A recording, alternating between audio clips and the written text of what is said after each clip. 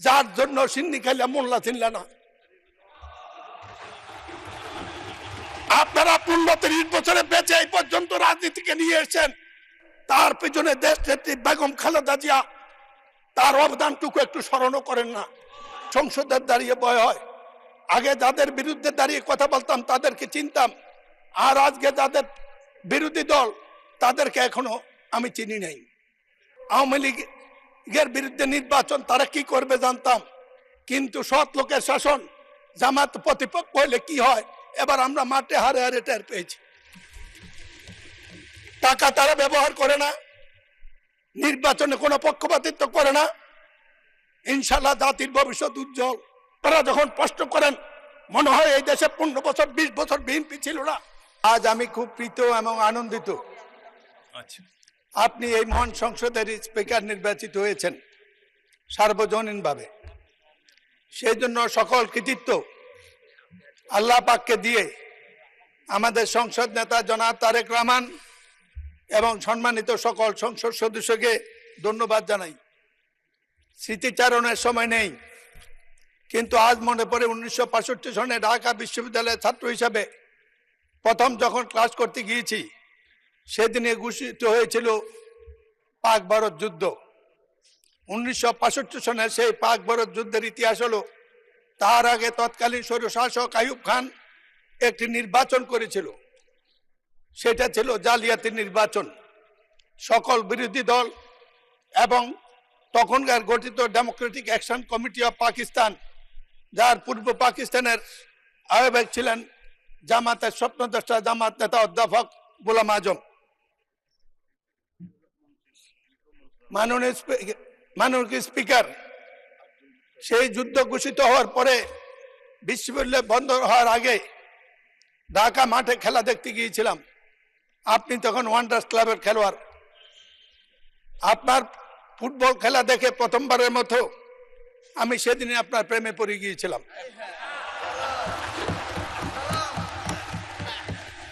এই দেশটা যদি বাংলাদেশ বা পাকিস্তান না হতো, আপনার জন্ম যদি ইউরোপে হতো, তা আপনার তুলনা হতো আজকে পেলে এবং এই পর্যায়ের খেলোয়াড়ের সাথে। আপনি রাজনীতি ছিলেন না। 70-এর নির্বাচন আপনার বাবা ডক্টর আজহারউদ্দিন তৎকালীন আইয়ুবের স্বৈরশাসকের বিরুদ্ধে 70-এর নির্বাচনে এই ভোলা থেকে সংসদ সদস্য নির্বাচিত হয়েছিল।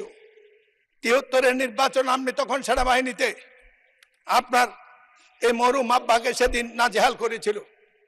তখনই রাজনীতিতে আপনার আকাঙ্ক্ষা ঘু করে মানুষের এই সংসদে জাতি জানে না যে কজন বীর বাঙালি মুক্তিযুদ্ধের শুরুতে শহীদ জিয়ার আহ্বানের পরে আপনারা ক্যান্টনমেন্ট ভঙ্গ করে প্রতিপক্ষ পাকিস্তানি কমান্ডারকে নিহত আহত করে সোলজার নিয়ে সরাসরি মুক্তিযুদ্ধে অংশগ্রহণ করেছেন। শোনেন, এর পরবর্তী পর্যায়ে রাজনীতিতে আসার জন্য প্রথম দিন জন্য আপনি আকাঙ্ক্ষা ব্যক্ত করেন।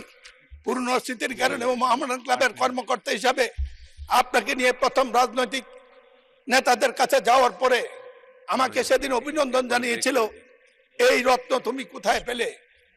আজ আমি প্রশ্ন করতে চাই জনাব তারেক রহমানকে, এই রত্ন তিনি কোথায় খুঁজে পেলেন? আপনাকে অভিনন্দন। আপনার নেতৃত্বে এই সংসদ দুর্ভাগায় জাতির সকল সমস্যার সমাধানে বিরাট ভূমিকা রাখবে। আরো বলতে পারতাম, কিন্তু আমি জানি এক সময় আপনি কঠোর মানুষ, আমার মাইকটা বন্ধ করে দেবেন, সময় আর নষ্ট করতে চাই না। আজকের আলোচনায় রাষ্ট্রপতির ভাষণ। মাননীয় স্পিকার, আমার ভয় হয় কোন ভাষায় কথা বলবো। এক সময় প্রশ্ন ছিল উত্তরে 52 সালে কোন ভাষায় কথা বলবো কিনা। আজকে প্রশ্ন হয়েছে কথা এঠল বলবো কিনা। এই সংসদের দাঁড়িয়ে ভয় হয়। আগে যাদের বিরুদ্ধে দাঁড়িয়ে কথা বলতাম তাদেরকে চিনতাম, আর আজকে যাদের বিরোধী দল তাদেরকে এখনো আমি চিনি নাই। আমাদের নেতা তারেক রহমান বলেছিল কঠিন নির্বাচন, সেদিন অনেকে বুঝে নাই, আমি বুঝেছিলাম। পরে আমরা নির্বাচন করতে গিয়ে বুঝেছি কি কঠিন নির্বাচন পাশ করেছি। কিন্তু একটি সাহস ছিল মাননীয় স্পিকার, সেটা হলো আওয়ামী লীগের বিরুদ্ধে নির্বাচন তারা কি করবে জানতাম, কিন্তু সৎ লোকের শাসন, জামাত প্রতিপক্ষ হলে কি হয় এবার আমরা মাঠে হারে হারে টের পেয়েছি।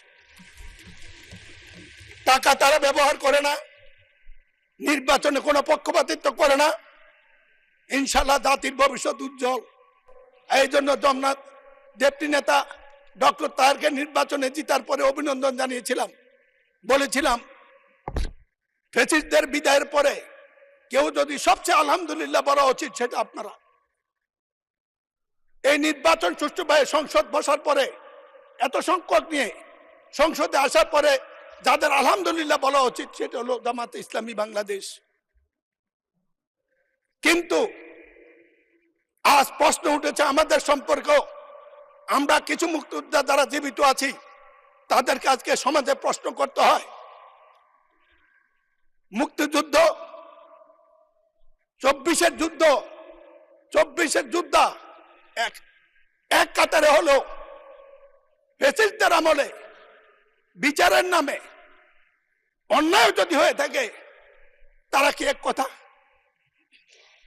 আমি এই প্রশ্নটা মহান সংসদে রেখেই এই সম্পর্কে শুধু জামাতকে একটি কথা বলবো। স্বাধীনতার পরে বা এনসিপির নেতা কার কথা হয়েছিল তাদেরকে বয়স কম হলেও শ্রদ্ধা করি, এই কারণে করি তারা সাহসী সন্তান, এই যুগের চাহিদা। একটি কথা মনে করবেন, শ্রদ্ধা নেতৃবৃন্দ স্বাধীনতার পরে একটু মেধাবী শ্রেণী এসেছিল, তারা গঠন করেছিল জাসদ। এই বাড়াবাড়ি করতে গিয়ে দেশ গেছে, জাতি গেছে, তারাও গেছে। আমরা যেন সবকিছু হজম করার তৌফিক দেয়। আপনাদের উদ্দেশ্যে এই কথাটি রেখে 91 সংসদে আপনাদের সাথে কাজ করেছিলেন দেশনেত্রী বেগম খালেদা জিয়ার নেতৃত্বে। আপনারা যখন প্রশ্ন করেন মনে হয় এই দেশে 15 বছর 20 বছর বিএনপি ছিল না। দেশনেত্রী বেগম খালেদা জিয়া জাতি, দেশ, মানুষের বিরোধী দলের অনেক বিরোধ অপেক্ষা করে জামাতের সাথে একসাথে কাজ করার জন্য আমরা অনেকে না চাইলেও বাধ্য করেছিল। আপনাদের নেতা অধ্যাপক, আপনাদের নেতা মাওলানা গোলাম সাবান মরহুম, আমি বলতে চাই তিনি এই সংসদে একটি কথা বলেছিলেন, যার জন্য সিন্নি খাইলা মোল্লা চিনলা না। আপনারা 15-30 বছরে বেঁচে এই পর্যন্ত রাজনীতিকে নিয়ে এসেছেন, তার পিছনে দেশ নেত্রী বেগম খালেদা জিয়া তার অবদানটুকু একটু স্মরণও করেন না। মনে করেন বিএনপি আপনাদের প্রতিপক্ষ, যেমন জাসদ একসময় মনে করতে আওয়ামী লীগ একমাত্র প্রতিপক্ষ, তাতে ইতিহাস দেশ কোথায় গিয়েছে এইটা বিবেচনা করার মতো বুদ্ধি বিদ্যা আপনাদের সবার আছে। আমি শুধু বলবো কয়বার জাতি সমক দেবে, আল্লাহ জাতিকে কয়বার সময় দেবে, আল্লাহ দিয়েও দেখেন নিয়েও দেখেন, কথাটা মনে রাখবেন। সময় লম্বা হলে আর বলতাম, কোনোদিন বলবো আমি মুক্তিযোদ্ধা জামাতের সাথে আমার সম্পর্ক ভালো থাকার কথা নয়।